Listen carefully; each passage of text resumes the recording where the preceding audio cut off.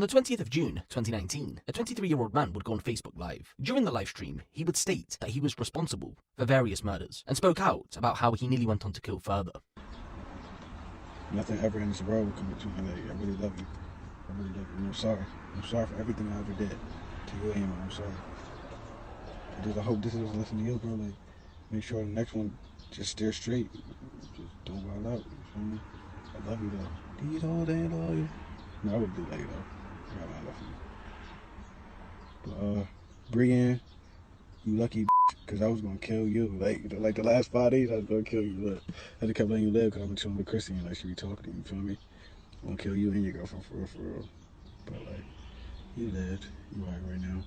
A serial killer is typically a person who murders 3 or more people, with the murders taking place over more than a month and including a significant period of time between them. While most authorities set a threshold of 3 murders, others extend it to 4 or lessen it to 2. And well, this story lands in a sort of grey area between those statistics, as you'll find out shortly. Although serial killers may seem the norm, especially in the United States, due to the media coverage that surrounds them, they're actually quite rare, with roughly 2,000 active serial killers in the country. Of course, that number may seem huge, but you need to bear in mind that over 300 million people live in the United States, and that number's only growing. If you're interested in true crime, you'll be familiar with serial killers such as Jeffrey Dahmer, John Wayne Gacy, Harold Shipman, and even more recently, Lucy Letby. If you aren't aware, some serial killers, even after their convictions, are practically unknown. They go under the radar with only a handful of articles written about the whole case, even though there were multiple victims, just like today's video. Come with me then as we take a look into Terrence J. Matthews, the Facebook Live serial killer.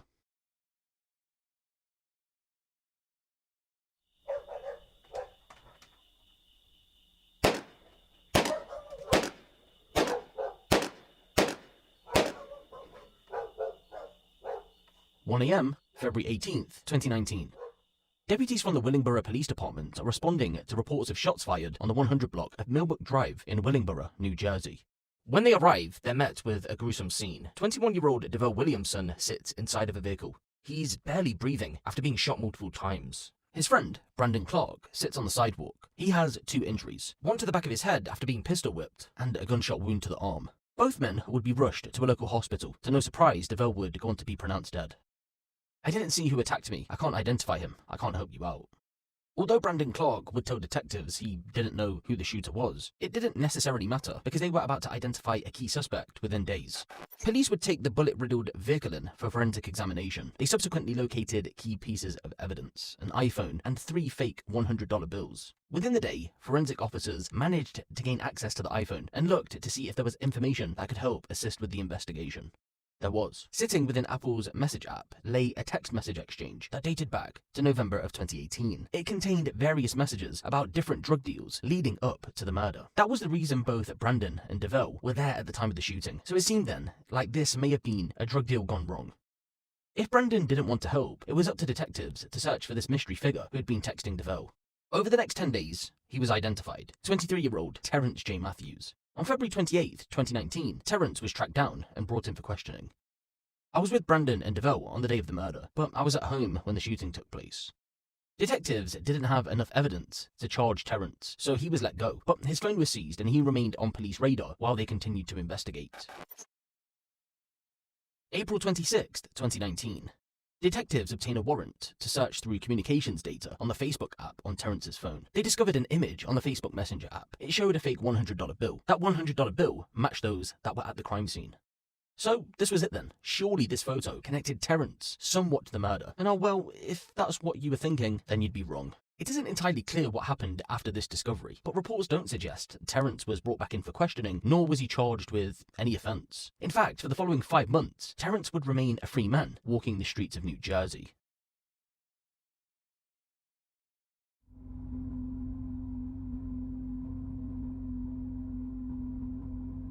The evening of June 19th, 2019. 22-year-old Cressida Williams is about to pull up to her home on the 100 block of Eastbrook Drive in Willingboro, New Jersey, after finishing her shift at work. She's ready to wind down, eat, and catch some sleep. But little did she know, she was moments away from coming face to face with a monster upon arrival. As Cressida approached her home, she was met by none other than Terrence J. Matthews. He grabbed her and pulled her inside the home. Cressida and Terrence had been dating for a while leading up to the 19th of June, 2019. In fact, they had been that deep into a relationship that he too had lived at that same property. Although it should be noted, by June 19th, they had broke up, so it's unclear if he was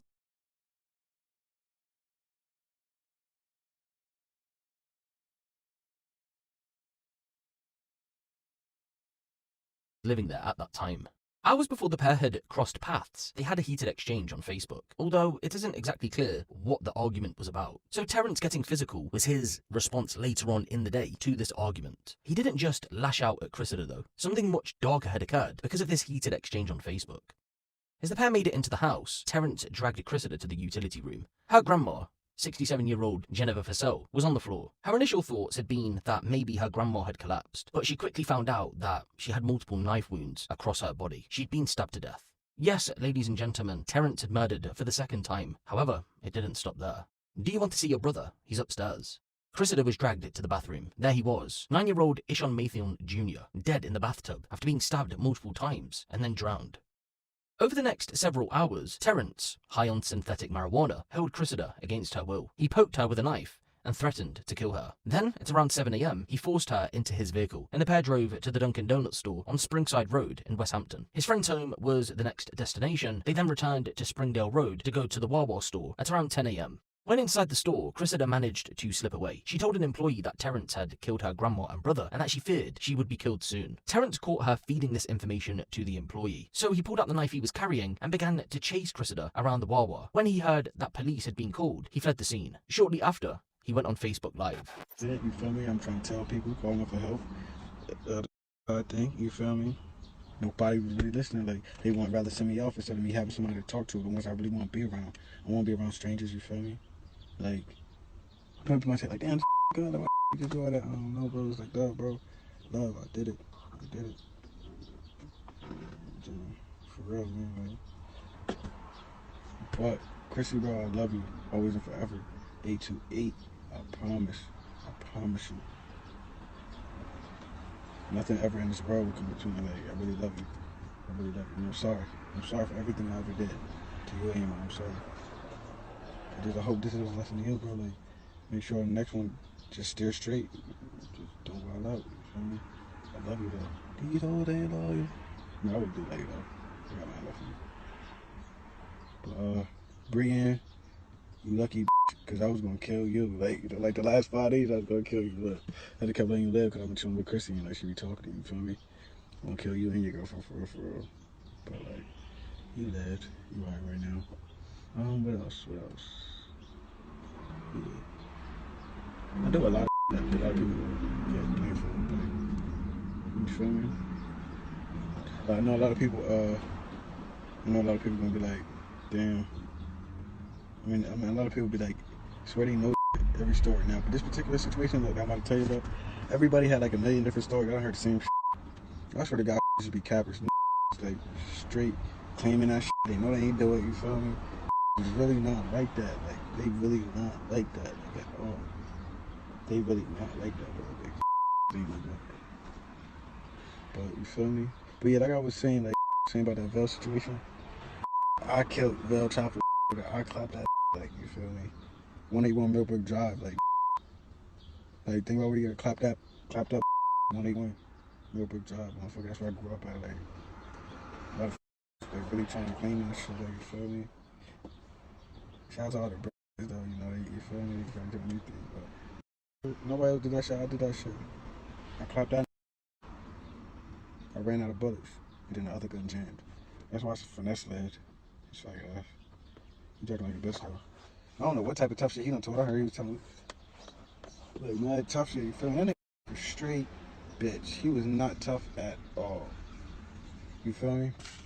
But Chrissy, I love you with all my heart, to my family, to my brother. Just hours after that Facebook Live, law enforcement would spot Terence in his vehicle in the city of Camden. That's roughly 15 miles from Willingboro. He would live stream the police chase. Cops on me. I got the f***ing cops on me.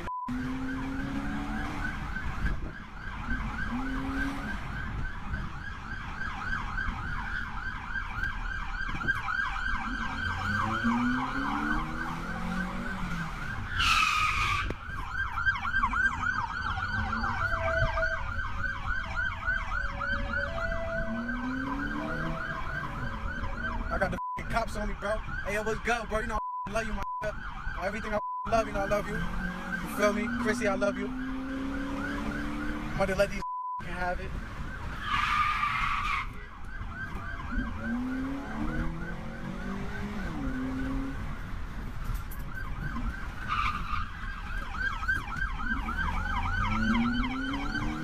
Damn, bro.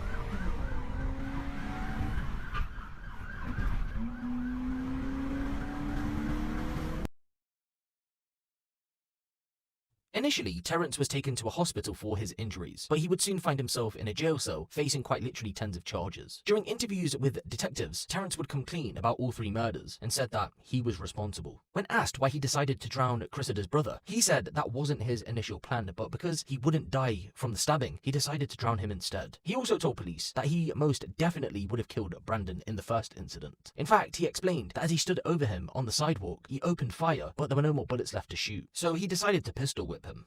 Nearly 3 years on from the murders, on June 7th, 2022, Terence J. Matthews would plead guilty to all the charges that were placed against him. Let's just put it this way, there's that many of them, I'm not even going to list them all here. Due to his plea deal with prosecutors, Terence was handed just 60 years in prison.